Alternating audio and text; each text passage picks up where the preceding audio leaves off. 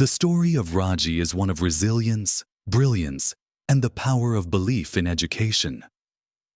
Hailing from Gidami, a small village in Kelemwelaga, 700 kilometers away from Addis Ababa, Raajii carries a remarkable narrative.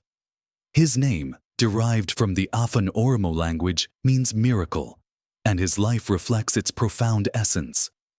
As the eighth child in his family, Raajii faced the pressures and challenges of rural life. Yet, education was never an option. It was a steadfast pathway to purpose, championed by his family.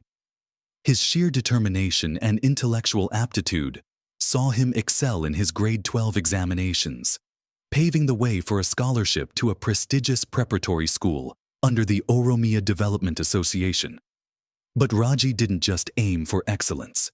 He outshined. Among the pioneering group to take the ODA examinations, he attained the second highest national score, achieving a phenomenal 647. Today, Raajii has etched his name in the annals of physics, a testament not only to the meaning of his name, but also to the tireless journey fueled by dedication, support, and hope. Indeed, miracles are forged by human will and persistence,